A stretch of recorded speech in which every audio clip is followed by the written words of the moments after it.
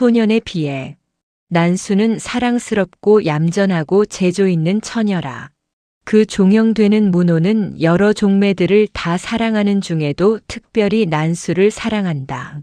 문호는 이제 18세 되는 시골 어느 중등 정도 학생인 청년이나 그는 아직 청년이라고 부르기를 싫어하고 소년이라고 자칭한다. 그는 감정적이요 다혈질인 재조 있는 소년으로 학교 성적도 매양 1, 2호를 다투었다. 그는 아직 여자라는 것을 모르고 그가 교제하는 여자는 오직 종매들과 기타 사오인 되는 종매들이다. 그는 천성이 여자를 사랑하는 마음이 있는지 부친보다도 모친께, 숙부보다도 숙모께, 형제보다도 자매께 특별한 애정을 가진다. 그는 자기가 자유로 교제할 수 있는 모든 자매들을 다 사랑한다. 그 중에도 자기와 연치가 상적하거나 혹 자기보다 이하되는 매들을 더욱 사랑하고 그 중에서도 그 종매 중에 하나인 난수를 사랑한다. 문호는 뉘 집에 가서 오래 앉았지 못하는 성급한 버릇이 있건만은 자매들과 같이 앉았으면 세월 가는 줄을 모른다.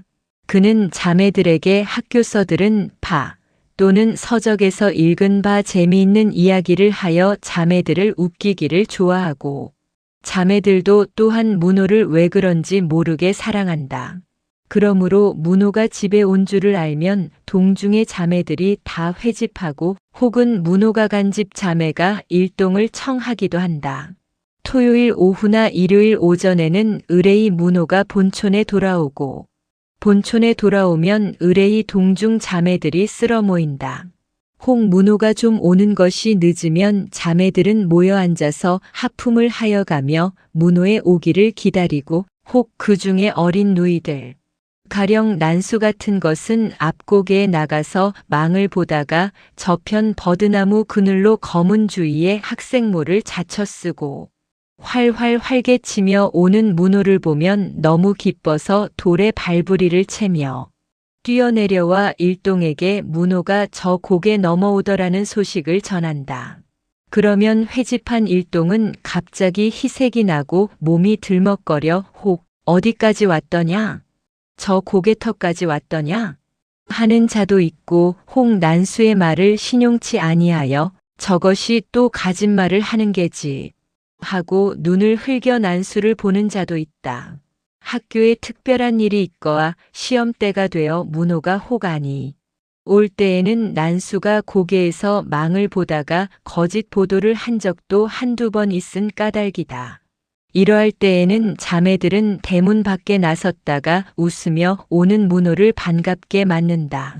어린 누이들은 혹 손도 잡고 매달리고 혹 어깨에 올려 업히기도 하고 혹 가슴에 와 안기기도 하며 좀 낯살 먹은 누이들은 얼른 문호의 손을 만지고 물러서기도 하고 조금 문호의 옷을 당겨 보기도 하고 혹 마주보고 빙긋이 웃기만 하기도 한다. 난수도 작년까지는 문호의 손에 매달리더니 금년부터 조금 손을 잡아보고 얼굴이 빨개지며 물러서게 되고 작년까지 문호의 가슴에 안기던 연수라는 난스의 동생이 손을 잡고 매달리게 된다. 그리고는 문호의 집에 몰려들어가 문호의 자친께 매달리며 어리광을 부린다. 문호는 중앙에 웃으며 앉고 일동은 문호의 주위에 돌라앉는다. 그러나 그네와 문호와의 자리의 거리는 연령에 정비례한다. 제일 나이 많은 누이가 제일 멀리 앉고 제일 나이 어린 누이가 제일 가까이 앉거나 혹 문호의 무릎에 기대기도 하고 문호의 어깨에 걸어 엎디기도 한다. 문호는 이런 줄을 안다. 그러고 슬퍼한다. 이전에는 서로 안고 손을 잡고 하던 누이들이 차차차차 가까이 앉기를 그치고 손을 잡기를 그치고 피차의 사이에 점점 다소의 거리가 생기는 것을 보고 문호는 슬퍼하였다. 무슨 까닭인지 모르나 자연히 비감한 생각이 남을 금하지 못하였다. 40이 넘은 문호의 어머니는 그 어린 진려들을 잘 사랑하였다. 그는 문중에서도 현숙하기로 유명하거니와 문호에게는 모범적 부인과 같이 보인다. 문호는 자기가 아는 부인들 중에 그 모친과 숙모난수의 모친을 가장 애경한다. 도리어 그 모친보다도 숙모를 더욱 애경한다. 그래서 4, 5세 적에는 꼭 숙모의 곁에 자려 하였다. 한 번은 그 모친이 문호는 나보다도 동서를 더 따러 하고 시기 비슷하게 탄식한 적도 있었다. 그러나 지금은 문호는 모친과 숙모를 평등하게 애경한다. 그러나 친누이 되는 지수보다도 종매되는 난수를 더 사랑하였다. 문호의 종제 문혜도 문호와 막형막 제한 쾌활한 소년이라 종제라 하건만 문혜는 문호보다 20여일을 떨어져 났을 뿐이라 용모나 거동이 별로 다름은 없었다. 그러나 문혜는 그 모친의 성격을 받아 문호보다 냉정하고 이지적이라. 문호는 문혜를 사랑하건만 문혜는 문호의 감정적인 것을 싫어하였다. 그러므로 문호가 자매들 속에 섞여 노는 것을 항상 조소하고 자매들이 문호에게 취하는 것을 말은 못하면서도 항상 불만이 여겼다. 그러므로 문혜는 자매계의 일종의 존경은 받으나 친애는 받지 못하였다. 문혜는 자매들이 자기를 외경함으로 자기의 점지 아니하다는 자랑을 삼고 문호에 비하여 인격이 1층 위인 것을 자처하였다. 문호도 문혜의 자기에게 대한 감정을 아주 모름은 아니나 이는 문혜가 아직 자기를 이해하기에 너무 유치한 것이라 하여 그리 괴념치도 아니하였다.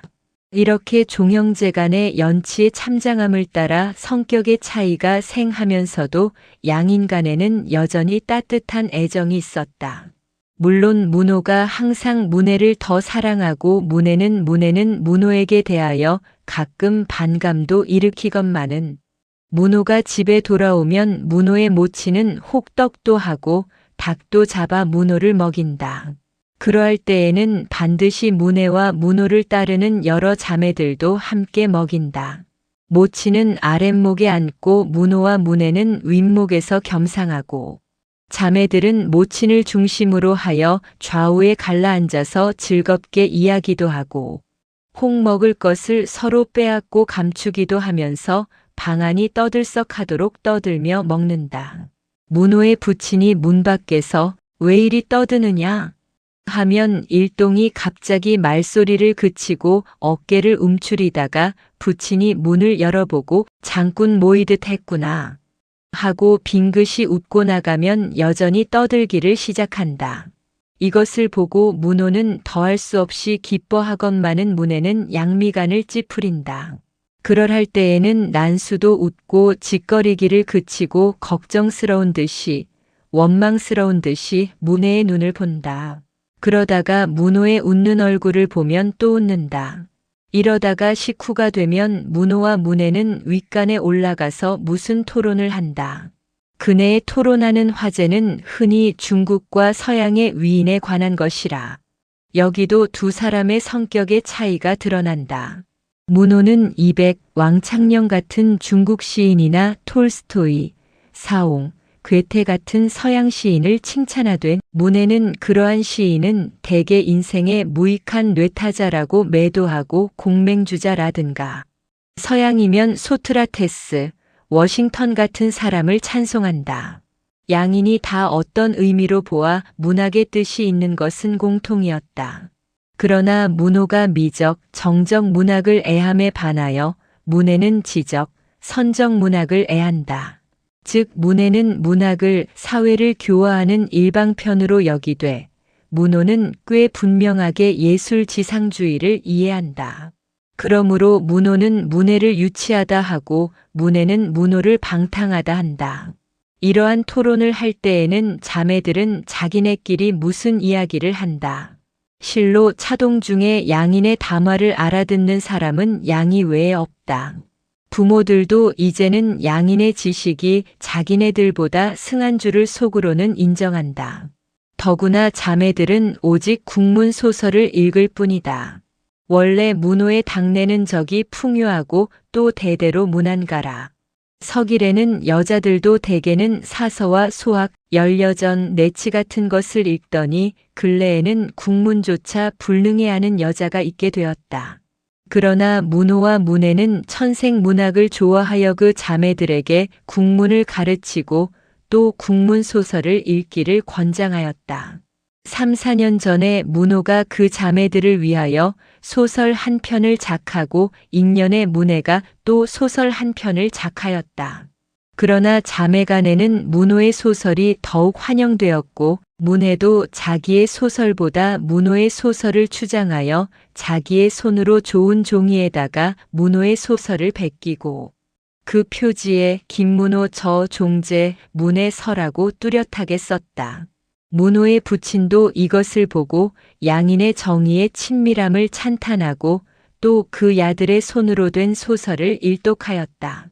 이런 것을 쓰면 사람을 버리나니라 하고 책망은 하면서도 15세 된 문호의 재주를 속으로 기뻐하기는 하였다. 그러고 과거 제도가 패하지 아니하였던들 문호와 문혜는 반드시 대과의 장원 급제를 할 것인데 하고 아깝게 여겼다. 문호는 난수를 시인의 자질이 있다고 믿는다. 재미있는 노래나 시를 읽어주면 난수는 손으로 무릎을 치며 좋아하고 또 즉시 그것을 암송하며 유치하나마 비평도 한다. 문호는 이것을 기뻐하여 집에 돌아올 때마다 반드시 새로운 노래나 시나 단편 소설을 지어 가지고 온다. 난수도 문호가 돌아올 때마다 이것을 기다린다. 그러나 문호의 친누이는 난수와 동갑이고 재주도 있건만은 문호가 보기에 난수만큼 미를 감수하는 힘이 예민치 못하다. 그러므로 문호가 얘 지수야, 너는 고운 것을 볼 줄을 모르는구나 하고 경멸하는 듯이 말하면 지수는 얼굴이 빨개지며 내야 아나 난수나 알지 하고 눈물 고인 눈으로 문호의 얼굴을 힐끗 본다. 이렇게 되면 문호도 지수의 우는 것이 불쌍하여 머리를 쓸며 아니 너도 남보다야 낫지. 그러나 난수가 너보다 더 낫단 말이지. 한다. 과연 지수도 재주가 있다. 그러나 지수는 문호보다 문혜와 동형이나 말이 적고 지혜롭고 침착하고 그러므로 지수는 문호보다도 문혜를 사랑한다. 한 번은 문호가 난수와 지수 있는 곳에서 문혜더러 얘 문혜야. 참 이상하구나. 난수는 나를 닮고 지수는 너를 닮았구나. 좋지. 한 집에서 시인 둘하고 도덕가 둘이 나면 그 안이 영광이냐. 하였다. 문혜도 지수의 머리를 쓸며 지수야 너와 나는 도덕가가 되자. 형님과 난수와는 시인이 되어 술주정이나 하고 하자 일동이 웃었다. 더욱이 평생에 불만한 마음을 품던 지수는 이에 비로소 문호에게 대하여 나도 평등이거니 하는 위로를 얻었다. 그리고 문혜에게 대한 사랑이 더욱 많아졌다. 다른 누이들 중에도 난수의 형 해수가 매우 재주가 있다. 그는 차동중 청년 여자계의 문학으로 최선각자라.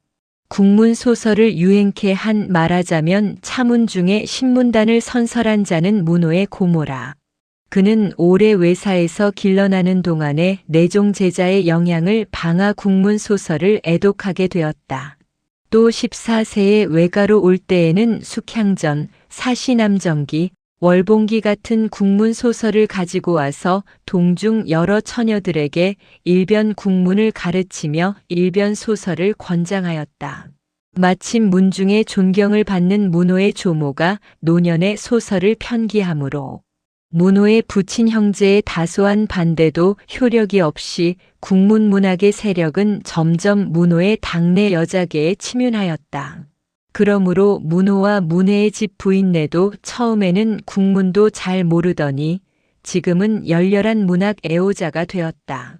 그러나 그네는 며느리 된 몸이라 딸 된 자와 같이 자유롭지 못하므로 겨우 명절 때를 타서 독서할 뿐이요. 그 밖에는 누이들의 틈에 끼어서 조금씩 볼 뿐이었다.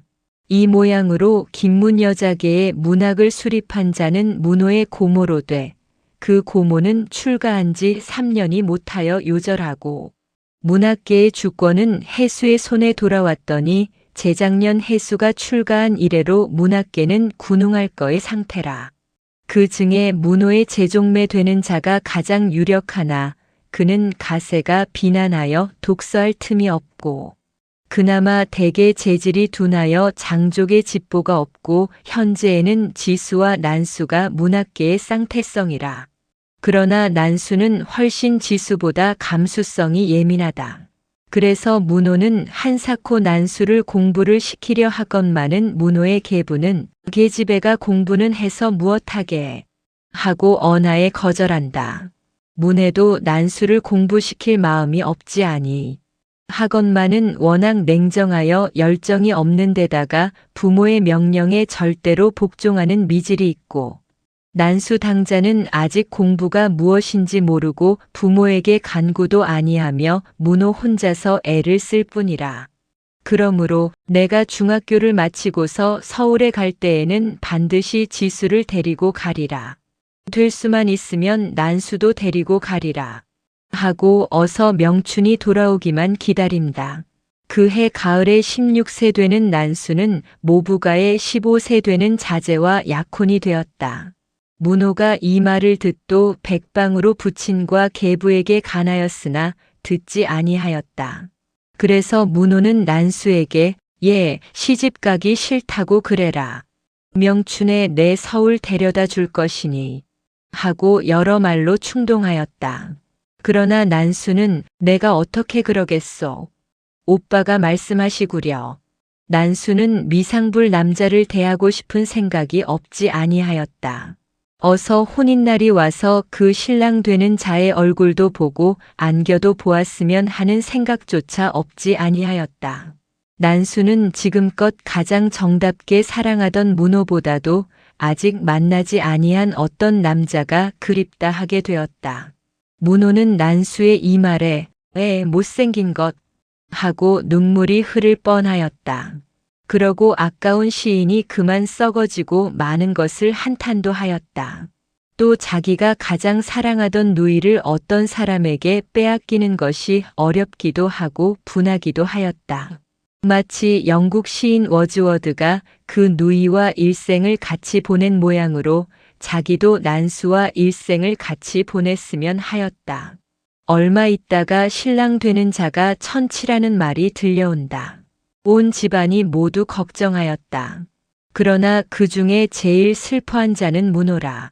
문호의 부친이 이 소문의 허실을 사실할 양으로 5, 60희 정도 되는 신랑가를 방문하여 신랑을 보았다. 그러고 돌아와서 좀 미련한 듯 하더라마는 그래야 복이 있느니라 하고 혼인은 아주 확정되었다.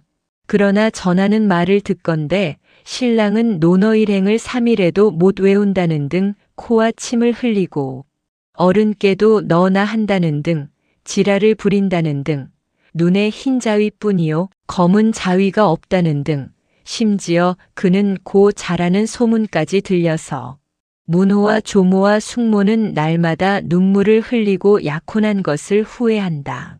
난수도 이런 말을 듣고는 안색에 드러내지는 아니하여도 조그마한 가슴이 편할 날이 없어서 혹 후원에 돌아가 돌을 던져서 소문이 참인가 아닌가 점고 하여 보고 문호에 시키는 대로 나는 시집 가기 싫소 하고 때를 쓰지 아니한 것을 후회도 하였다.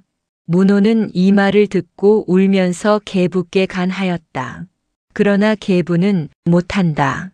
양반의 집에서 한 번 허락한 일을 다시 어찌한단 말이냐. 다 제 팔자지. 그러나 양반의 체면은 잠시 일이지요. 난수의 일은 일생에 관한 것이 아니오니까. 일시의 체면을 위하여 한 사람의 일생을 희생한다는 것이 말이 됩니까? 하였으나 계부는 성을 내며 인력으로 못하느니라. 하고는 다시 문호의 말을 듣지도 아니한다. 문호는 그 양반의 체면이란 것이 미웠다. 그리고 혼자 울었다. 그날 난수를 만나니 난수도 문호의 손을 잡고 온다. 문호는 난수를 얼마 위로하다가 다 내가 약한 죄로다. 왜 내가 시키는 대로 하지 아니하였느냐 하고 왈칵 난수의 손을 뿌리치고 뛰어나간다. 그러나 문혜는 울지 아니한다. 물론 문혜도 난수의 일을 슬퍼하지 않음은 아니나 문에는 그러한 일에 울만한 열정이 없고 그 부친과 같이 단념할 줄을 안다. 그러나 문호는 이것은 그 계부가 난수라는 여자에게 대하여 행하는 대죄악이라 하여 그 계부의 무지무정함을 원망하였다. 이 혼인 때문에 화목하던 문호의 집에는 밤낮 슬픈 구름이 가려 있다. 혼인날이 왔다. 소를 잡고 떡을 치고 사람들이 다 술에 취하여 즐겁게 웃고 이야기한다. 동네 부인들은 새 옷을 갈아입고 난수의 집 부엌과 마당에서 분주히 왔다 갔다 한다. 문호의 부친과 계부도 내외로 다니면서 내빈을 접대한다. 그러나 그 양미간에는 속일 수 없는 근심이 보인다. 문혜도 그날은 감투에 갓을 받쳐 쓰고 분주하다. 그러나 문호는 두루마기도 아니 입고 집에 가만히 앉았다. 혼인날이라고 고모들과 시집간 누이들이 모여들어 문호의 집 안방에는 노소, 여자가 가득히 차서 오래간만에 만난 반가운 정회를 토로한다. 늙은 고모들은 혹 눕기도 하고 젊은 누이들은 공연히 자리를 잡지 못하고 들어왔다 나갔다 한다. 마치 오랫동안 시집에 있어서 펴지 못하던 기뭉을 일시에 다 펴려는 것 같다. 가는 말소리, 굵은 말소리가 들리다가는 이따금 거운 웃음소리가 합창 모양으로 들린다. 그러나 문호는 별로 이야기 참내도 아니하고 한편 구석에 가만히 앉았다. 시집간 누이들과 집에 있는 누이들이 여러 번 몰려와서 문호를 웃기려 였으나 마침내 실패에 종하였다. 문호의 어머니가 음식을 감독하다가 문호가 아니 보임을 보고 찾아와서 얘 왜 여기 앉았느냐. 나가서 손님 접대나 하지 그려. 어디 몸이 편치 아니하냐. 하여도 문호는 성난 듯이 가만히 앉았다. 여기저기서 취한 사람들의 웃고 짓거리는 소리가 들릴 때마다 문호는 분노한 듯이 주먹을 부르짖었다. 난수는 형들 틈에 앉았다가 시끄러운 듯이 뛰어나와 문호의 곁에 들어와 앉는다. 형들은 난수를 대하여 좋겠구나 기쁘겠구나 부자라더라. 이러한 농담을 하였다. 그러나 난수는 이러한 농담을 들을 때마다 가슴을 찌르는 듯 하였다. 난수는 문호의 어깨에 기대며 문호의 눈을 본다. 문호는 난수의 눈을 보았다. 그 눈에는 절망과 단념의 빛이 있는 듯하다. 그러나 난수는 다만 신랑이 천치라는 말에 근심이 되고 절망이 될 뿐이요. 이 사건에 대하여 어떠한 태도를 취할 줄을 모르고 다만 나는 불가불 천치와 일생을 보내게 되거니 할 뿐이라. 문호는 눈물을 난수에게 아니 보일 모양으로 고개를 돌리며 아깝다. 그 얼굴에 그 제주의 천치의 아내가 되기는 참 아깝고 절통하다. 하고 어는 준수한 총각이 있으면 그라 난수를 부부를 삼아 어디로나 도망을 시키리라 한다. 차라리 부모리 억제로 마음 없는 곳에 시집 가기보다는 자기의 마음에 드는 남자와 도망하는 것이 마땅하다고 문호는 생각한다. 그러고 다시 난수를 봄의 사랑스러운 마음과 불쌍한 마음과 아까운 마음과 천치 신랑이 미운 생각이 한데 섞여 나온다. 문호는 난수의 손을 힘껏 쥐었다. 난수도 문호의 손을 힘껏 쥐었다. 그러고 이빨로 가만히 문호의 팔을 물고 바르르 떤다. 문호는 무슨 결심을 하였다. 신랑이 왔다. 신랑을 맞는 일동은 모두 다 낙심하고 고개를 돌렸다. 비록 소문이 그러하더라도 설마 저렇기야 하랴 하였더니 실제로 보건대 소문보다 더하다. 머리는 함부로 크고 시뻘건 얼굴이 두 뼘이나 길고 커다란 눈 마치 소눈깔과 같고 터다란 입은 해벌려서 걸찍한 침이 턱에서 떨어진다. 문호의 숙모는 이 꼴을 보고 문호집 안방에 뛰어들어와 이불을 쓰고 눕고 지금껏 웃고 떠들던 고모들과 누이들도 서로 마주 보기만 하고 아무 말도 없다. 다만 문호의 부친 형제와 문혜가 웃을 때에는 웃기도 하면서 여전히 내빈을 접하고 동네 부인네와 남자들이 분주할 뿐이요. 양가 가족들은 모두 다 낙심하여 앉았다. 문호는 한참이나 신랑을 보다가 집에 뛰어들어와 난수를 보고 눈물을 흘렸다. 난수는 문호의 등에 얼굴을 대고 온다. 문호는 저고리들이 눈물에 젖어 따뜻함을 깨달았다. 이때에 해수가 와서 난수를 안아 일으키며 예, 난수야 오라비 두루마기 젖는다. 울기는 왜 우느냐.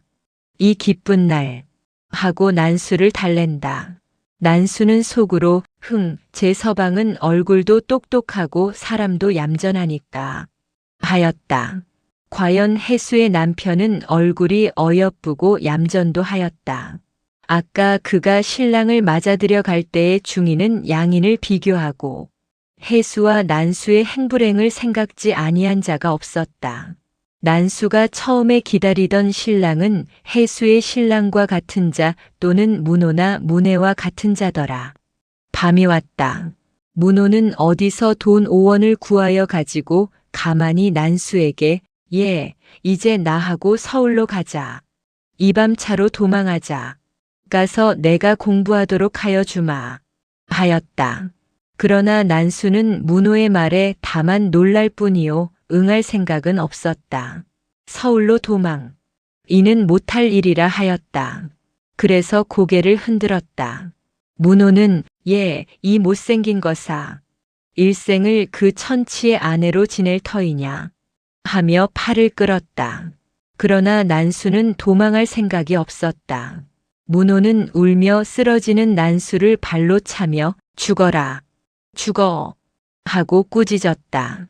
그러고 외따른 방에 가서 혼자 누웠다. 해수의 신랑이 들어와 자, 나하고 자세. 하고 문호의 곁에 눕는다.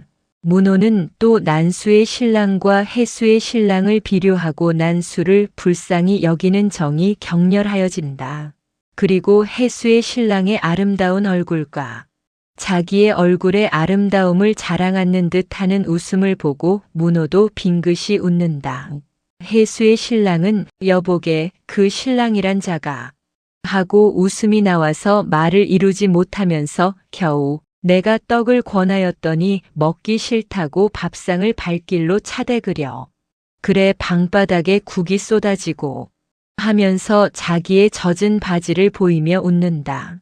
문호도 그 소 눈깔 같은 눈을 희번덕거리며 발길로 차던 모양을 상상하고 웃음을 금치 못하였다. 해수의 신랑도 해수의 비기면 열등하였다. 그는 지금 17세이나 아직 사숙에서 맹자를 읽을 뿐이라. 도저히 해수의 발달한 상상력과 취미에 기급치 못할 뿐더러 해수의 정신력이 자기보다 우월한 줄도 이해하지 못하는 아직 유치소하였다. 그러므로 해수도 부에게 대하여는 일종의 회멸하는 감정을 가진다. 그러나 문호나 해수나 다같이 그의 용모의 미려함과 성질의 온순 영리함을 사랑한다. 이튿날 아침에 문호는 계부의 집에 갔다. 아랫방 아랫목에 난수가 비단 옷을 입고 머리를 쪽지고 앉은 모양을 문호는 말없이 물끄러미 보았다. 난수는 얼른 문호의 얼굴을 보고 고개를 돌린다. 문호는 그 비단옷과 머리에 변한 것을 볼 때에 형언치 못할 비애와 혐오를 깨달았다.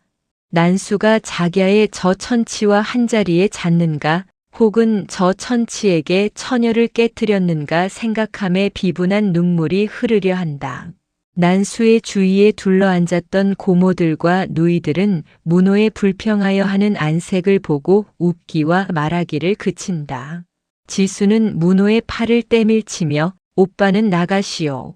한다. 난수도 문호의 심정을 대강은 짐작한다. 그러나 문호는 입술로 쩝쩝하는 소리를 내며 난수의 돌아앉은 꼴을 본다. 그러고 속으로 아 만사휴이로구나 한다.